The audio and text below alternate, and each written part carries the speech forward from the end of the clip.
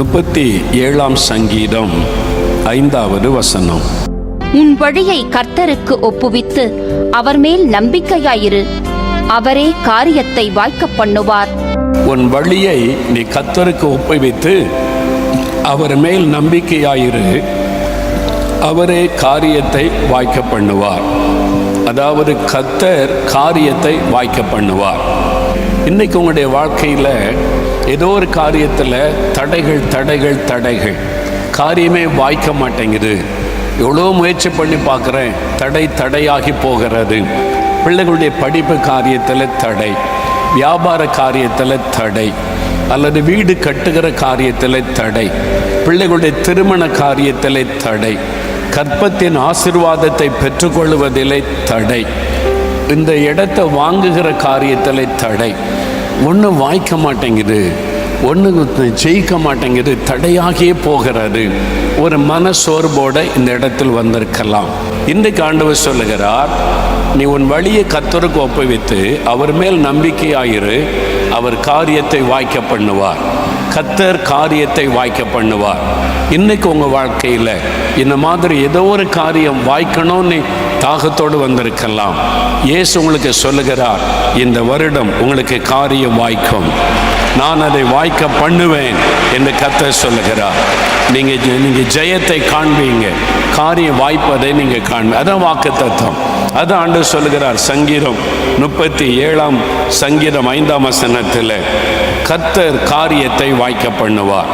ஆண்டவரே உங்களுக்கு வாக்கு கொடுக்கிறார், கர்த்தர் காரியத்தை வாய்க்க பண்ணுவார். சரி, இந்த காரியம் நமக்கு வாய்க்கணுமானா நம்ம என்ன செய்யணும்? முதலாவது, தேவனுடைய வாக்குத்தத்தத்தை விசுவாசிக்கணும். இந்த வாக்குத்தத்தம் எனக்குரியது, ஆண்டவர் இந்த வாக்குத்தத்தத்தை எனக்கு தந்திருக்கிறார், உங்களுக்கு அதை சொந்தமாக்க வேண்டும். இந்த வாக்குத்தத்தம் எனக்குரியது என்று. அது அந்த காலத்தில் அவங்க எழுதி வைத்தது, இவங்க எழுதி வைத்தது, அதுக்கு சொன்னது, அப்படி சொல்லி கொண்டிருந்தால் நீங்கள் அற்புதத்தை காண முடியாது. அது அன்றைக்கு அவங்களுக்கு சொல்லப்பட்டதானாலும் இன்றைக்கு அந்த வாக்குத்தத்தம் நமக்குரியது. இன்றைக்கு அந்த வாக்குத்தத்தத்தை எனக்குரியது என்று நீங்கள் விசுவாசிக்கணும். அது மாத்திரம் அல்ல, இந்த வாக்குத்தத்தத்தை உங்களுக்கு உரிமையாக்கி கொள்வது மாத்திரம் அல்ல, அந்த வாக்குத்தத்தத்தை சொல்லி ஜெபிக்கணும். நீங்கள் இப்படி சொன்னீங்களே ஆண்டவரே, இதை செய்யுங்க, நீங்கள் இப்படி வாக்கு கொடுத்தீங்களே, அதை நிறைவேற்றுங்க. ஏனென்றால் நம்முடைய தேவன் வாக்கு மாறாதவர், சொல் தவறாதவர். அந்த வாக்குத்தத்தத்தை சொல்லி ஜெபிக்கும் போது கர்த்தர் அப்படியே காரியத்தை செய்கிறவர். என்னால் அவர் வாக்கு மாறாத தேவனாய் இருக்கிறார். இன்னைக்கு மனிதர்கள் வாக்கு கொடுப்பாங்க, மறந்து போயிடுவாங்க. இது மனிதர்களுடைய காரியம். ஆனால் தேவன் வாக்கு கொடுத்து விட்டால் அதை அப்படியே நிறைவேற்றுவார்.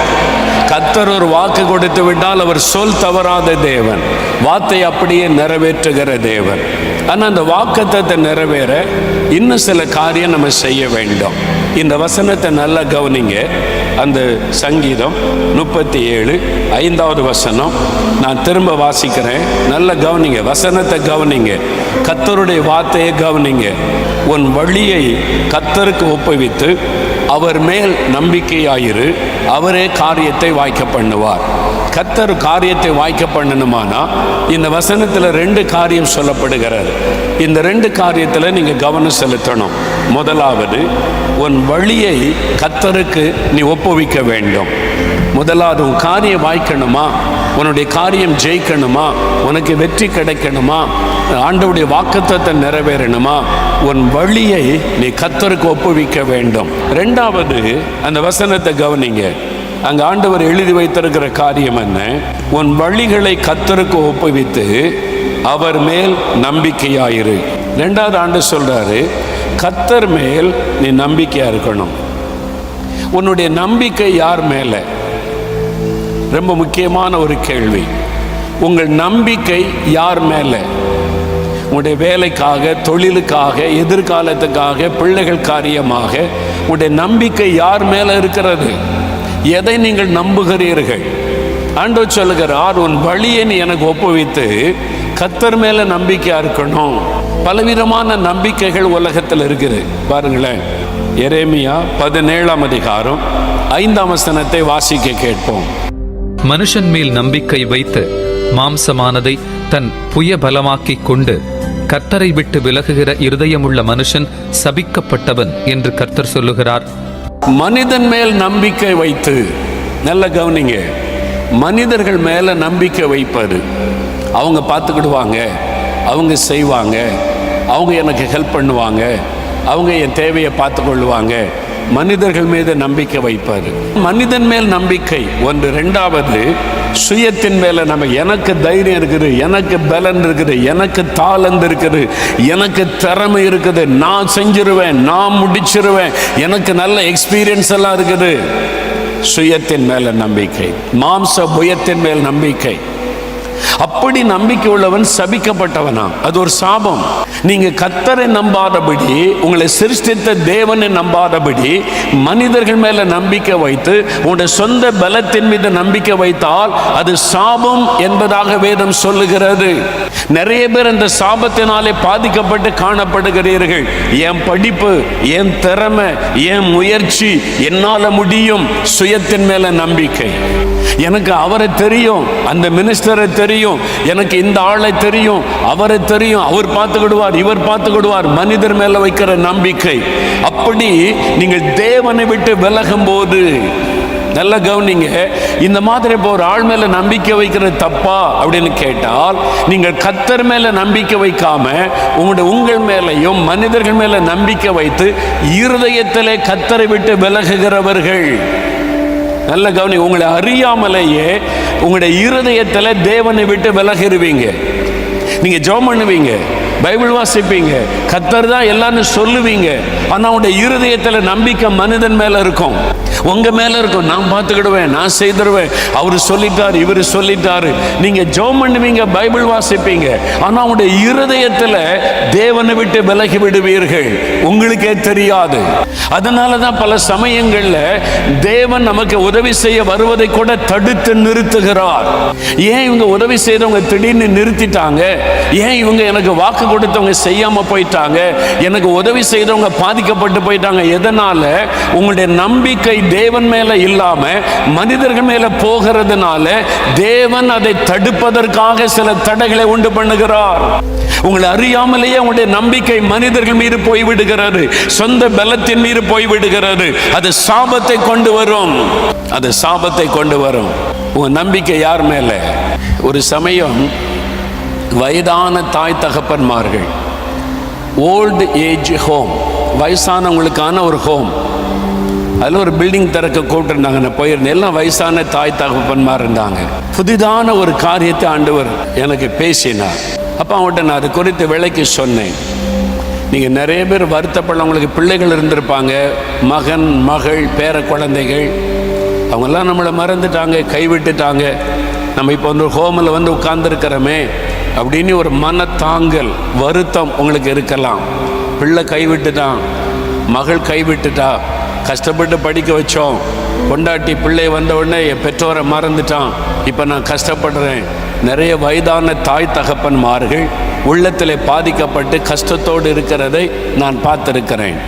இங்கே கூட நிறைய பேர் இருக்கிறீங்க, என் பிள்ளை கவனிக்கிறதே இல்லையா, என்னை மறந்துட்டான் ஐயா, என் பிள்ளைகள் இருந்து எனக்கு பிரயோஜனம் இல்லை, இந்த மாதிரி வயசான காலத்தில் கஷ்டப்படுகிறேன். அதனாலேயே நிறைய குடும்பத்தில் பிரச்சனை. நீ எங்களை மறந்துட்டு உன் பொண்டாட்டி நீ போகிற, உன் பிள்ளை நீ போகிற, நாங்கள் தானே உன்னை வளர்த்து ஆளாக்கணும். அதனால வீட்டில் மாமியார் மருமகள் சண்டை பிரச்சனை, நிறைய குடும்பத்தில் குழப்பம். எங்கே அதனுடைய வேறு இருக்குது தெரியுமா? ஆண்டவர் ஒரு புதிதான காரியத்தை எனக்கு கற்றுக் கொடுத்தார். நல்லா கவனிங்க, வயசானவங்க கவனிங்க. நீங்கள் உங்கள் நம்பிக்கையை பிள்ளைகள் மேலே வச்சுருக்கிறீங்க. வயசான காலத்தில் பிள்ளை கவனிச்சுக்கொள்ளும், மக கவனிச்சுக்கிடுவா அப்படின்னு சொல்கிறீங்க. உங்கள் நம்பிக்கை தேவன் மேலே இல்லாமல் உங்கள் பிள்ளைகள் மேலே இருக்கிறதுனால பாதிப்பு உண்டாகிறது. நீங்கள் என்ன சொல்லணும்? உன் பிள்ளைகிட்ட கூட, டேய், உன்னை நம்பி நான் கிடையாது, நான் கர்த்தரை நம்பி இருக்கிறேன். நீங்கள் பெரியவங்க சொல்ல ஆரம்பிங்க, என்னை கர்த்தர் நடத்தி இருக்கிறார், உன்னை படிக்க வைக்க கர்த்தர் எனக்கு கிருபை கொடுத்தார், உன்னை இதுவரைக்கும் படித்து ஆளாக்க எனக்கு உதவி செய்தவர் கர்த்தர், கடைசி வரைக்கும் என்னை கர்த்தர் பார்த்து கொள்ளுவார். நீ இல்லாட்டா என்னை பார்த்துக்கொள்ள கர்த்தர் இருக்கிறான்னு நம்பிக்கையை கர்த்தர் மேல வையுங்க, உங்களுக்கு பிரச்சனையே வராது, கர்த்தர் பார்த்து கொள்ளுவார். ஆமென் சொல்லுங்க. இனிமே பிள்ளைகள் மேலே நீங்கள் வருத்தப்படக்கூடாது. கவனிக்கவே மாட்டேங்கிறான், பிள்ளை கைவிட்டுதான், நான் தனியாக கஷ்டப்பட, உங்கள் வாயில் வார்த்தை வரப்படாது. கர்த்தர் சொல்லுவார், பிள்ளை கைவிட்டான்னு நான் இருக்கிறல்ல, உனக்காக சிலுவையில் ஜீவனை கொடுத்த நான் இருக்கிறேன்ல, இருவரை உன்னை காப்பாத்தினல்ல, இனிமேல் உன்னை காப்பாற்ற மாட்டேனா? கர்த்தரை சார்ந்து கொள்ளுங்கள், பிள்ளைகளை சார்ந்து கொள்ளாதங்க. எல்லா பெற்றோரும் அறிந்து கொள்ளுங்க. நீங்க தைரியமா சொல்லுங்க பிள்ளைகளை பார்த்து, உனக்கு கர்த்தர் உன்னை வளர்க்கறதுக்கு கொடுத்தார், உன்னை வளர்த்தன, ஆளாக்குன, உன்னை படிக்க வச்சேன், கர்த்தர் எனக்கு கிருபை தந்தார், நீ உன் காரியத்தை பார்த்துக்க, எங்களை கர்த்தர் பார்த்து கொள்ளுவார். நீங்க தைரியமா சொல்லி பாருங்க, கர்த்தர் உங்களை வெட்கப்பட விட மாட்டார். அல்லேலூயா. உங்க நம்பிக்கை யார் மேல? ஒரு சமயம் சென்னையில் எனக்கு ஒரு குடும்பத்தை தெரியும். அதில் ஒரு தாயார் எப்பவும் ஜெபிச்சுக்கிட்டே இருப்பாங்க, பைபிள் வாசிச்சுக்கிட்டே இருப்பாங்க, ஜெபிச்சுக்கிட்டே இருப்பாங்க. வீட்டு வேலை போக மற்ற நேரம் பார்த்தீங்கன்னா மடியில் பைபிள் இருக்கும், எப்பவும் பைபிள் வாசிப்பாங்க, ஜெபிப்பாங்க. நான் போனால் அந்த பைபிளை பற்றி, ஆண்டவரை பற்றி தான் நிறைய கேட்பாங்க.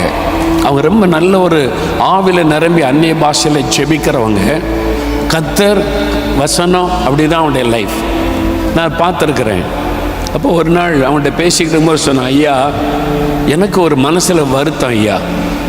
உங்களுக்கும் ஒரு வருத்தமா? நீங்கள் எப்பவுமே ஜெபிச்சுக்கிட்டே இருக்கிறீங்க, பைபிள் வாசித்துக்கிட்டே இருக்கிறீங்க, கர்த்தரோடு இருக்கிறீங்க, உங்கள்கிட்ட பேசினாலே நல்ல வசனத்தை பற்றி அழகாக சொல்கிறீங்க, நல்லா இருக்குது, உங்களுக்கு ஒரு வருத்தமா? என்ன வருத்தம்னு கேட்டேன்.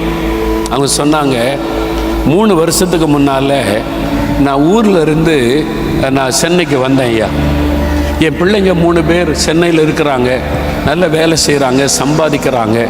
நான் ஊரில் இருந்து வரும்போது ஒரு 300 ரூபா கடன் வாங்கிட்டு வந்தேன். அந்த காலத்தில் பஸ்ஸுக்கு போகிறதுக்கு பக்கத்து வீட்டில் 300 ரூபா கடன் வாங்கிட்டு வந்தேன்.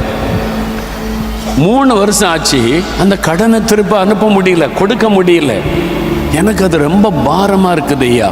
இந்த 300 ரூபா கடன்காரியாக நான் இருக்கிறேனே, அந்த கடனை திருப்பி கொடுக்க முடியலையே, எனக்கு ரொம்ப துக்கமாக இருக்குது அப்படின்னு சொன்னாங்க.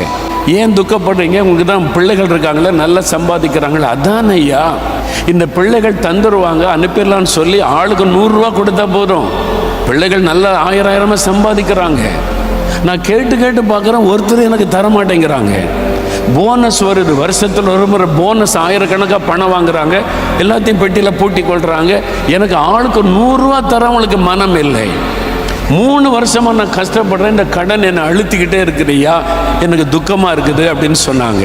நான் உடனே அவன்கிட்ட கேட்டேன், இந்த 300 ரூபா எந்த நம்பிக்கையில் நீங்கள் கடன் வாங்கிட்டு வந்தீங்க? பக்கத்து வீட்டில் தெரிஞ்சவங்க, பழகினவங்க, நீங்கள் சென்னைக்கு போகிறீங்க, பிள்ளைகள் வேலை பார்க்குறாங்க, தந்துடுவாங்கன்னு தந்துருக்குறாங்க, நீங்கள் எந்த நம்பிக்கையில் 300 ரூபா கடன் வாங்குனீங்க அப்படின்னு கேட்டேன். ஏன் அப்படி கேட்குறீங்க? 3 பிள்ளைங்க நல்லா சம்பாதிக்கிறாங்கல்ல, நான் பிள்ளைகளை வளர்த்து ஆளாக்குனேன், நல்ல 3 பேர் வேலை செய்கிறாங்க, அதனால அதை நம்பி தான் வாங்கினேன். அங்கே தான் நீங்கள் தப்பு பண்ணிட்டீங்கன்னு. என்னையா சொல்கிறீங்க? கர்த்தருக்கு ஸ்தோத்திரம் ஸ்தோத்திரம், என்னது சொல்லுங்க. நீங்கள் யாரை நம்பணும்? யாரை நம்பி இருக்கணும்? கர்த்தரை நம்புறதுக்கு பதிலாக என் பிள்ளைங்க வேலை செய்கிறாங்க, என் பிள்ளைங்க சம்பாதிக்கிறாங்க, என் பிள்ளைங்க காசு கொடுப்பாங்க, அதை திருப்பி அனுப்பிடுவேன்னு உங்கள் பிள்ளைகள் மேலே நம்பிக்கை வச்சு கடன் வாங்குனீங்க. 3 வருஷம் ஆச்சு, கடன் அடைக்க முடியல.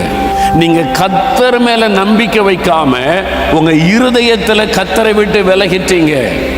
இந்த குறிப்பிட்ட காரியத்தில் நீங்க கர்த்தரை விட்டு உங்களுடைய இருதயத்தில் விலகிட்டீங்க. என் பிள்ளைகள் சம்பாதிக்கிறாங்க, என் பிள்ளைகள் வருமானம் வருது, என் பிள்ளைங்க காப்பாற்றுவாங்க, உங்க நம்பிக்கை கர்த்தர் மேல வைக்கல. அப்படியே யோசிக்கிறாங்க, இது தப்பாயா? பிள்ளைகள் சம்பாதிக்கிறாங்களே, அதை நம்புறது தப்பா? அது பாவம் அல்ல, ஆனால் அது ஒரு தவறு. அது ஒரு தவறு தான். அதான் வேதம் சொல்லுது இல்ல, கர்த்தர் மேல நம்பிக்கை வைக்காம நீங்க மனிதர்கள் மேல நம்பிக்கை வைப்பது சாபம்னு எழுதி இருக்கிறது. உங்க பிள்ளைகளும் மனிதர்கள் தான். அப்போ ஒரு தாய் ஒரு பிள்ளையை நம்ப கூடாதா? பிள்ளைகள் மேல நம்பிக்கை வைக்கிறது தப்பில்லை. உங்க தேவைக்காக நீங்க கர்த்தரை நம்பாம பிள்ளைகள் மேல நம்பிக்கை வச்சது தான் தவறு. நீங்க கர்த்தர் மேல நம்பிக்கை வச்சிருந்தா பிள்ளைகளுடைய பெதடியில 4 தட்டு தட்டி கொடுறான்னு கர்த்தர் கொடுக்க வச்சிருப்பாரு. அல்லேலூயா சொல்லுங்க. நீங்க கர்த்தர் மேல நம்பிக்கை வைக்காம பிள்ளைகள் மேல நம்பிக்கை வச்சதுனால அவங்களுடைய இருதயம் கடினப்பட்டு போச்சு. ஓ, அப்படி ஒன்று இருக்குதா? அப்பதான் யோசித்தேன், ஓ கர்த்தருக்கு ஸ்தோத்திரம், ஐயோ நான் தப்பு பண்ணிட்டேன், கர்த்தரை நம்பாம என் பிள்ளைகளை நம்பிட்டேன்னு, ஆண்டவரே என்னை மன்னியும். உடனே நான் சொன்னேன், ஆண்டவரே என் பிள்ளைகளை நம்பின அந்த தப்பை எனக்கு மன்னிங்க, இனி நான் உங்களை தான் நம்புவேன், நீங்க தான் எனக்கு எல்லாமே, இந்த 300 ரூபாயை நீங்க தாங்க ஆண்டவரே, நீ ஜெபம் பண்ணி பாருங்க. உடனே ஜெபிச்சாங்க, கண்ணை மூடி உடனே ஜெபிச்சாங்க பாருங்க. அடுத்த வாரம் நான் போயிருக்கிறேன், அவன் சொல்றான், கர்த்தருக்கு ஸ்தோத்திரம் ஐயா, நீங்க சொன்ன மாதிரியே என் பிள்ளைகளை நம்ப மாட்டேன், நீங்க எனக்கு 300 ரூபாய் கொடுங்க ஆண்டவரே, நீ ஜெபம் பண்ண. உடனே கர்த்தர் எனக்கு தந்து விட்டார். 300 ரூபாயை நான் அனுப்பிட்டேன் ஐயான்னு சொன்னாங்க. அல்லேலூயா. நான் கேட்டேன், உங்க பிள்ளைகள் காசு கொடுத்தாங்களா? இல்லை, என் பிள்ளைகளே இல்லாம வேறு ஒருத்தர் மூலமாய் கர்த்தரின் தேவையை சந்தித்து விட்டார். நீங்கள் எதிர்பாராத இடத்துல இந்த உதவி வரும். நீங்க ஒண்ணு நினைச்சுக்கிட்டே இருப்பீங்க, என் கணவர் சம்பாதிக்கிறாரு, வியாபாரம், கடை மேல நம்பிக்கை வைக்காதங்க, கர்த்தர் மேல நம்பிக்கை வைங்க. வியாபாரத்தின் மேல நம்பிக்கை வைக்காதங்க, அந்த வியாபாரத்தை ஆசீர்வதிக்கிற கர்த்தர் மேல நம்பிக்கை வைங்க. வேலை மேல நம்பிக்கை வைக்காதங்க, அந்த வேலையை கொடுத்த கர்த்தர் மேல நம்பிக்கை வையுங்கள். என் படிப்பு, என் வேலை, நான் சம்பாதிக்கிறேன்னு சொன்னீங்க, வேலை போயிடும். நம்பி இருக்கல வேலை. எத்தனை பேர் உடனே வேலை இழந்து போறாங்க? ஒரு நம்பிக்கை யார் மேல? கர்த்தர் மேல. அல்லேலூயா சொல்லுங்க. இப்ப எங்க தவறுகிறோம் என்பதை யோசித்து பாருங்க. ஏன் காரியம் வாய்க்கவில்லை? உங்களுடைய நம்பிக்கை கர்த்தர் மேல வரணும். எரேமியா 17ஆம் அதிகாரம் 7வது வசனம் வாசிங்க. கர்த்தர் மேல் நம்பிக்கை வைத்து கர்த்தரை தன் நம்பிக்கையாக கொண்டிருக்கிற மனுஷன் பாக்கியவான். கர்த்தர் மேல நம்பிக்கை வைத்து கர்த்தரை தன் நம்பிக்கையாய் கொண்டிருக்கிற மனுஷன் பாக்கியவான். உன்னுடைய நம்பிக்கை யார்? எதன் மீது நம்பிக்கை? உங்களுடைய பிள்ளைகள் மேலா? உங்களுடைய பெற்றோர் மேலா? உங்களுடைய கணவர் மேலையா? உங்களுடைய மனைவி மேலையா? உங்களுடைய வியாபாரத்தின் மேலையா? உங்களுடைய வேலைகள் மேலையா? எதன் மீது நம்பிக்கை வச்சிருக்கிறீங்க? நான் கர்த்தரை நம்பி இருக்கிறேன்னு சொல்லுங்க. இந்த வேலையே போனாலும் கர்த்தரை போஷித்து ஒடித்து வைக்க வல்லவராயிருக்கிறான்னு சொல்லி பழகுங்க. அல்லேலூயா. எதன் மீது உடைய நம்பிக்கை? கர்த்தரையே தன் நம்பிக்கையா கொண்டிருக்கிற மனுஷன் பாக்கியவான். கர்த்தர் தான் என் நம்பிக்கை. சூழ்நிலை பார்க்காதங்க. 118ஆம் சங்கீதம் 8ஆம் வசனம் தான் பைபிள்ல மத்தி வசனம். அதை வாசிக்க கேட்போம். மனுஷனை நம்புவதை பார்க்கிலும் கர்த்தர் பேரில் பற்றுதலாய் இருப்பதே நலம். மனிதனை நம்புவதை பார்க்கிலும் கர்த்தர் பேரில் பற்றுதலாய் இருப்பதே நலம். அடுத்த வசனம் சொல்லுகிறது, பிரபுக்களை நம்புவதை பார்க்கிலும் கர்த்தர் பேரில் பற்றுதலாய் இருப்பதே நலம். சிலருக்கு ஒரு எம்எல்ஏவை தெரிஞ்சிட்டா போதும், கை காலில் பிடிக்க முடியாது. எனக்கு அந்த எம்எல்ஏவை தெரியுங்க. நம்பிக்கையெல்லாம் எம்எல்ஏ மேல. ஆண்டவர் நமக்காக எம்எல்ஏவையும் பயன்படுத்துவார், மினிஸ்டரையும் பயன்படுத்துவார், சீஃப் மினிஸ்டரையும் பயன்படுத்துவார், நமக்காக யாரையும் அவர் பயன்படுத்துவார். ஆனால் நம்முடைய நம்பிக்கை கர்த்தர் மாத்திரம்தான். அவர் யாரையும் பயன்படுத்தட்டும், நம்முடைய நம்பிக்கை யார் மேல? மனிதன் மீது அல்ல, பிரபுக்கள் மீது அல்ல, கர்த்தர் மீது. கர்த்தர் மேல நம்பிக்கை வைங்க. உடைய வழிகளை கர்த்தருக்கு ஒப்புவித்து அவர் மேல் நம்பிக்கையா இருக்கிற மனுஷன் பாக்கியவான். அது வாய்க்கும். அப்ப உடைய வழிகளை ஒப்பு கொடுத்து கர்த்தர் மேல நம்பிக்கை வச்சா காரிய வாய்க்கும். பிரியமானவர்களே, இயேசு கிறிஸ்துவின் நாமத்தில் உங்களுக்கு என் அன்பின் வாழ்த்துக்கள். காரிய சித்தியோ கர்த்தரால் வரும். அவர் காரியத்தை சித்திக்க பண்ணுகிற தேவன், வாய்க்க பண்ணுகிற தேவன். நம்ம என்னதான் முயற்சி பண்ணாலும், பிரயாசப்பட்டாலும், நம்முடைய திறமைகளை பயன்படுத்தினாலும், எத்தனை பேர் நமக்கு உதவி செய்தாலும் கர்த்தர் தான் காரியத்தை வாய்க்க பண்ண முடியும். விசுவாசிங்க. அப்ப ஜெபிக்கலாமா? தகப்பனே, நீர் கொடுத்த வாக்கு தத்தத்திற்காக ஸ்தோத்திரப்பா. இயேசுவே, நீங்க எனக்கு வேணும். என் உள்ளத்துல நீங்க வரணும், எனக்குள்ள தங்கி இருக்கணும், என் பாவத்தெல்லாம் மன்னிக்கணும்னு சொல்லி யார் யார் இப்ப ஜெபிக்கிறாங்களோ அந்த பிள்ளைகளுக்கு இரக்கம் காட்டுங்கப்பா. நீங்க மன்னிக்கிற தேவன் அல்லவா, மனதுருக்கமுள்ள கர்த்தர் அல்லவா. இந்த நாள் முதல் நீங்க கூட இருந்து இவங்க காரியத்தெல்லாம் ஜெயமாக்கி கொடுங்கப்பா. வேலை தேடி கொண்டிருக்கிற பிள்ளைகளுக்கு நல்ல வேலை கொடுத்து ஆசீர்வதித்து உயர்த்தி அவங்களை கனப்படுத்தி காரியத்தை வாய்க்க பண்ணுங்கப்பா. பிசினஸுக்காக முயற்சி எடுக்கிறாங்க, வியாபாரத்துக்காக பிரயாசப்படுறாங்க, வாய்க்கலையே நீ கலங்குறாங்க. நீங்க வாய்க்க பண்ணுகிற தேவன். இயேசுவின் நாமத்தில் ஜெயம் உண்டாகட்டும். வாய்க்க பண்ணி ஆசீர்வதிங்க. திருமண காரியத்தை வாய்க்க பண்ணி அவளை மகிழ பண்ணுங்க. கற்பத்தின் கனி இல்லையே என்று பல வருஷமா கலங்குறாங்களே, இந்த வருடம் அதை வாய்க்க பண்ணுங்க. அந்த ஆசீர்வாதம் அவளுக்கு உண்டாகட்டும். நன்மைகளை செய்து அவளை மகிழ பண்ணும்படிக்கு நான் ஜெபிக்கிறேன் அப்பா. வீடு கட்டுகிற காரியத்தை வாய்க்க பண்ணி ஆசீர்வதிங்க. பில்டிங் கட்டுகிற காரியம், நிலத்தை வாங்குகிற காரியம், பிள்ளைகள் காரியம், எந்த காரியத்துக்கு முயற்சி எடுக்கிறார்களோ இயேசுவின் நாமத்தில் அவைகள் வாய்க்கட்டும், அவைகள் ஜெயமாகட்டும். அந்த அற்புதத்தை கண்டு மகிழட்டும். இன்றைக்கோடு தடைகள் எல்லாம் விலகி போகட்டும் இயேசுவின் நாமத்தினாலே. தடை உண்டு பண்ணுகிற சாத்தானுடைய வல்லமைகளை கடிந்து கொள்ளுகிறேன். காரியங்களை வாய்க்க பண்ணி மகிழ பண்ணும். ஆண்டவர் ஆசீர்வதித்ததற்காய் ஸ்தோத்திரம். வியாதிப்பட்டு பலவீனப்பட்டு இதனால் என் வாழ்க்கைப்படி ஆகிவிட்டது என்று கலங்கி நிற்கிற பிள்ளைகளை பாரும். உம்முடைய தழும்புள்ள கரத்தினால் தொடும். சகல வியாதிகளும் இயேசுவின் நாமத்தில் விலகட்டும். சகல நோய்களும் வலிகளும் வேதனைகளும் மறையட்டும். அற்புதமான சுகம் இந்த பிள்ளைகளுக்கு உண்டாகட்டும். மரண கட்டுகள் மாறட்டும். இயேசுவின் நாமத்தில் சுகம் கொடுத்த இயேசுவுக்கு ஸ்தோத்திரம், ஸ்தோத்திரம், ஸ்தோத்திரம். இயேசுவின் நாமத்தில் உம்முடைய பிள்ளைகளை ஆசீர்வதித்து ஜெபிக்கிறேன் பிதாவே. ஆமென், ஆமென்.